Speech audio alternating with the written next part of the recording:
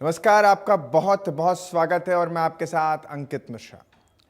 Police और बदमाशों के बीच जो मुठभेड़ है उस पे बाइक सवार बदमाशों को मुठभेड़ में जो वारदात को अंजाम देने के फिराक में थे उन्हें पकड़ा गया है। बदमाशों को पुलिस ने रोका तो उस पर पुलिस की गाड़ी पर ही उन्होंने फायरिंग कर दी। जवाबी कार्रवाई में दोनों बदमाश घायल हुए। दरअसल प्रदेश की नायब सैनी सरकार लगातार अपराधियों पर एक्शन लेते हुए नजर आ रही है और इसी कड़ी में इनकाउंटर में भी बढ़ोतरी देखी गई है। सीएम सैनी का साफ कहना है कि या तो अपराधी अपराध छोड़ दें या प्रदेश छोड़ दें, नहीं तो उनको ऊपर पहुंचाने का काम किया जाएगा, जो निरंतर जारी भी है। बीते दिनों कई इनकाउंटर भी देखे गए। बीती रात की ही बात अगर करें तो करनाल में पुलिस और बदमाशों के बीच मुठभेड़ हुई, जिसमें वारदात को अंजाम देने की फिराक में बैठे बदमाशों का पुलिस ने इनकाउंटर किया। वहीं बीते 8 सितंबर को बात करें तो कुरुक्षेत्र में सीआईए और 2 बदमाशों के बीच मुठभेड़ हो गई। 31 अगस्त को गुरुग्राम में लॉरेंस गैंग के शार्प शूटर का एसटीएफ ने इनकाउंटर किया है।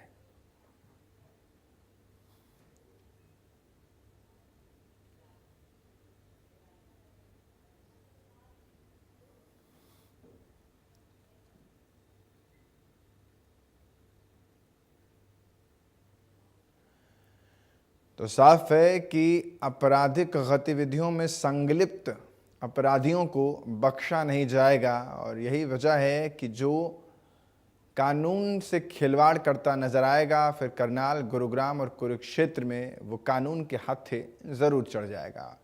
सज़ा मिलेगी ज़रूर अगर अपराध करेंगे आप हुजूर। तो यही साफ है कि आपको अगर हरियाणा में रहना है तो अपराध छोड़ना होगा। और ये तस्वीरें 3 आपके टेलीविज़न स्क्रीन पर करनाल, कुरुक्षेत्र और गुरुग्राम की है, जहां अपराधियों पर गरज रहा है प्रशासन। मुस्तैदी के साथ एक्शन में शासन और फिर उस पर सख्त निर्देश दिए गए प्रशासन को, जो इन 3 तस्वीरों में आपको नज़र आ जाएंगे। तो ये इसलिए भी ख़ास क्योंकि अपराधियों के जितने हौसले बुलंद हैं उससे ज़्यादा बुलंद है पुलिस और शासन के हौसले। महकमा बिल्कुल साफ कर चुका है कि फ़िज़ा में जो भी दूषित करने की कोशिश करेगा, फ़िज़ा में जहर घोलेगा या आपराधिक गतिविधियों का बोलबाला अगर करने की फिराक में होगा तो उसको सज़ा ज़रूर मिलेगी। मेरे सहयोगी इन 3 तस्वीरों को भी दिखा रहे हैं हम और अपने सहयोगी के पास राजीव अरोड़ा के पास लिए चलते हैं, जो कुरुक्षेत्र से हमारे साथ जुड़ रहे हैं। राजीव, अपराधियों को सख्त संदेश है कि अगर अपराध किया तो हरियाणा में आपका सफाया सुनिश्चित हो जाएगा।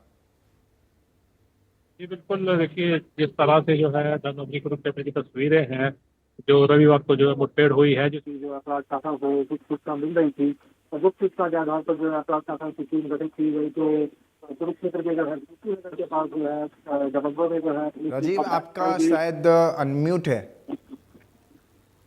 आपको अनम्यूट करना होगा, फ़ोन को अनम्यूट कर लीजिए जिससे मैं आपको सुन पाऊँ।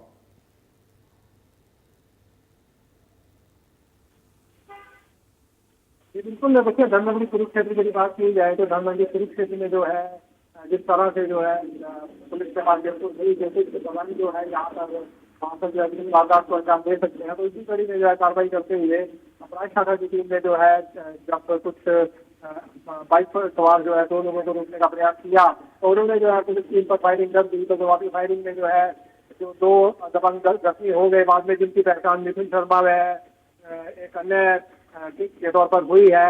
मिथुन शर्मा जो है हस्तिनापुर मेरठ का रहने वाला है। इस पर डकैती, गुंडा, एक लड़ाई के 10 मामले हैं।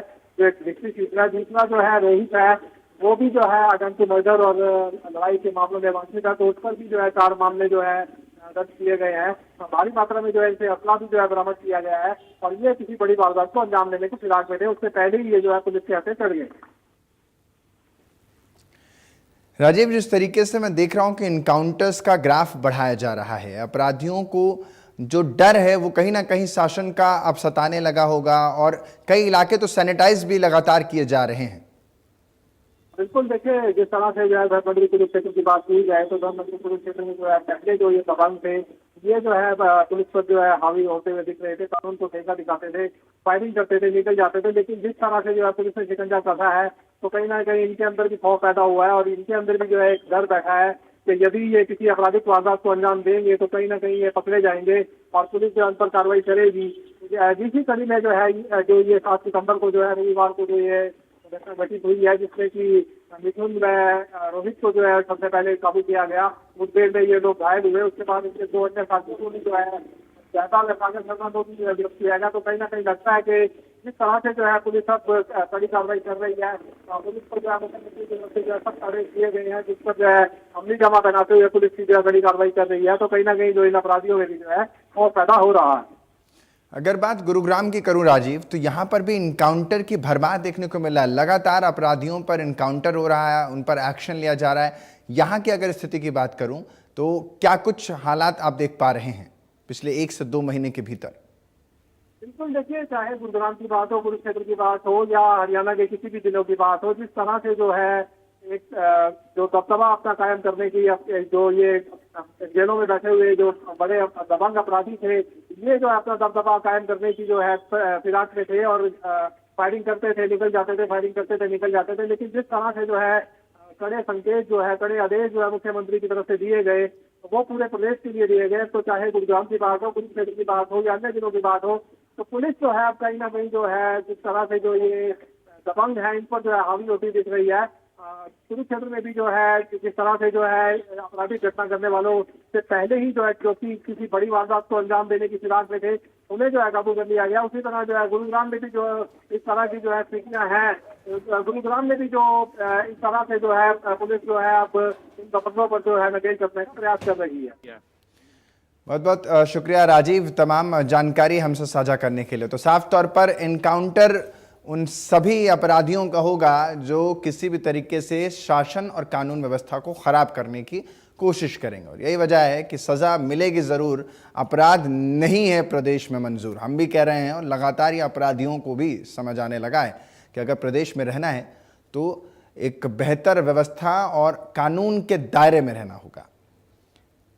तो इन सब के बीच लगातार अगर बात करें तो हरियाणा में जो अब शासन की स्थिति है वो पूरी तरीके से क्लियर हो चुकी है कि आपको किस तरीके का स्टैंडर्ड ऑपरेशन प्रोसीजर जो कि कानून व्यवस्था का है उसको फॉलो अप करना होगा। और लगातार हम आपको तस्वीरें भी दिखा रहे थे और इनके साथ मेरे सहयोगी भी जुड़े थे जो तमाम जानकारी आप तक पहुंचा रहे थे। तो अपराध और अपराधियों दोनों पर हरियाणा में साफ तौर पर एक्शन देखने को मिल रहा है, और यही वजह है कि अब आपको गुरुग्राम लिए चलता हूं कुरुक्षेत्र के बाद। हमारे साथ हमारे सहयोगी गुलशन ग्रोवर जुड़ रहे हैं ज़्यादा जानकारी के साथ, उन्हीं के पास लिए चलते हैं। तो गुलशन, जो तस्वीरें हमने देखी हैं आसपास में, या यूं कहें कि जो इनकाउंटर की स्थिति लगातार गुरुग्राम में बन रही है, इसमें अपराधियों में कितना खौफ है? क्योंकि अब तो जो कोई कानून को हाथ मिलेगा उसके हाथ तोड़ने की कोशिश पूरी है। यूं कहूं कि कानून इतना मजबूत है कि अपराधियों के हौसले भी टूट रहे हैं। गुलशन, देखिए बिल्कुल कोशिश पुलिस की यही जारी है कि जो भी अब कोई भी वारदात को अंजाम देगा उसका यही अंजाम होगा। और अगर पिछले 1 महीने की अगर हम बात करें तो पिछले 1 महीने में गुड़गांव पुलिस की तरफ से 11 एनकाउंटर जो है वो किए गए हैं। हालांकि ये 11 एनकाउंटर अलग अलग वारदातों में जो अपराधी थे वो फरार चल रहे थे और लगातार पुलिस उनका पीछा भी कर रही थी। हालांकि जैसे ही गुरुग्राम पुलिस को इस पूरे मामले की जानकारी मिलती है कि कोई भी अपराधी कहीं भी और किसी वारदात को अंजाम देने की फिराक में है, तो पुलिस उसे पकड़ने के लिए जब पहुंचती थी तो इस दौरान वो पुलिस पर ही हमला बोल देते थे। तो इस दौरान मुठभेड़ होती थी। मुठभेड़ के बाद कई जो अपराधी हैं इसमें एनकाउंटर में घायल हुए हैं, जो लगातार, अगर मैं पिछले 1 महीने का डाटा अगर आपको दूं तो पिछले 1 महीने में 12 के लगभग एनकाउंटर जो है गुड़गांव पुलिस ने किए हैं। इस दौरान सिंगर राहुल फाजिलपुरिया वाले मामले में और रोहित शौकीन मर्डर मामले में पुलिस ने 4 अपराधियों का एनकाउंटर किया था। इस पूरे मामले में 5 आरोपी गिरफ्तार हुए थे, जिनमें से 4 का एनकाउंटर गुरुग्राम पुलिस ने किया था। जब पुलिस को ये सूचना मिली थी कि ये और किसी वारदात को अंजाम देने की फिराक में है, तो गुड़गांव फरीदाबाद रोड पर पुलिस ने एक इनके आसपास जो है नाकाबंदी की और उसके बाद पुलिस और इन बदमाशों की मुठभेड़ हुई थी। मुठभेड़ के बाद गिरफ्तारी हुई थी। दूसरा मामला हाल ही में 31 अगस्त को हुआ था। 31 अगस्त को एक रोहित नाम का जो अपराधी है उसका एनकाउंटर किया गया था। रोहित जो है वो लॉरेंस बिश्नोई जो गैंग का शूटर है, रोहित गोदारा का ये करीबी है रोहित। इसको जो है पुलिस ने एनकाउंटर में ढेर किया था। इसी तरह कई और जो मामले हैं, मैं आपको उसकी भी जानकारी दे दूं कि पुलिस ने सबसे पहले जो एनकाउंटर है वो 29 जुलाई को किया था, यानी एक एनकाउंटर 29 जुलाई की शुरुआत हुई थी। उसके बाद 8 अगस्त को फिर एक एनकाउंटर फिर किया गया था। उसके बाद 26 अगस्त को 4 एनकाउंटर हुए थे, जिसकी जानकारी मैंने अभी आपको दी, जो राहुल फाजिलपुरिया वाले मामले में। 31 अगस्त को एक एनकाउंटर हुआ, जिसकी जानकारी मैंने आपको दी, जो अभी राहुल जो गिरफ्तार हुआ था, रोहित जो गिरफ्तार हुआ था, रोहित जो लॉरेंस बिश्नोई का गैंग का जो शूटर है, रोहित गोदारा, उसका करीबी है रोहित। और इसके अलावा 21 अगस्त को एक एनकाउंटर हुआ था गढ़ी हरसरू में। फिर 4 सितंबर को एक नेपाली का एनकाउंटर किया गया था।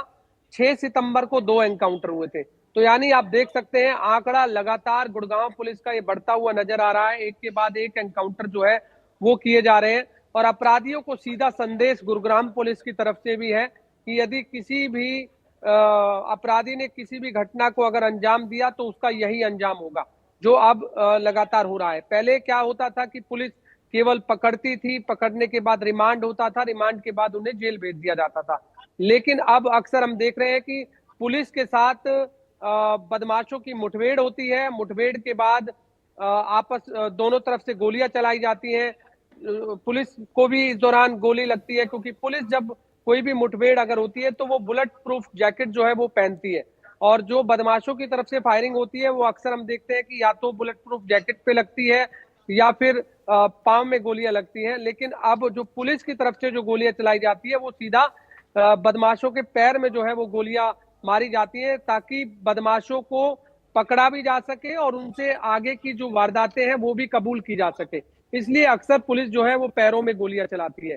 हाल ही में जितनी भी घटनाएं हुई हैं, जो मैंने आपको जिक्र किया, लगभग 12 एनकाउंटर जो गुड़गांव पुलिस की तरफ से किए गए हैं अभी, जिसमें एक एनकाउंटर बहादुरगढ़ एसटीएफ ने किया था। इसके अलावा 11 जो है गुड़गांव पुलिस की तरफ से किए गए थे। इन सभी मामलों में पुलिस ने पांव में जो है बदमाशों की गोली लगी है, ताकि बदमाशों से आगे की जो वारदातें हैं वो भी कबूल की जा सके। क्योंकि अक्सर कोई भी जब बदमाश इस दौरान एनकाउंटर में पकड़ा जाता है तो उसके पास आपराधिक अगर इसका रिकॉर्ड जब निकाला जाता है तो 10, 12, 15 इस तरह के मामले होते हैं। वो हत्या, लूट, डकैती, रंगदारी, इस तरह के मामले जो है वो दर्ज होते हैं, ताकि पुलिस जो है उन सभी मामलों का खुलासा भी कर सके और पुलिस इस तरह की जो जानकारी है वो अन्य बदमाशों तक भी पहुंचा सके कि इनके साथ इस तरह की वारदातें जो हुई है। अक्सर इस तरह के मामले जब हम देखते हैं तो वो सीधा विदेशों से नेटवर्क जुड़ा होता है।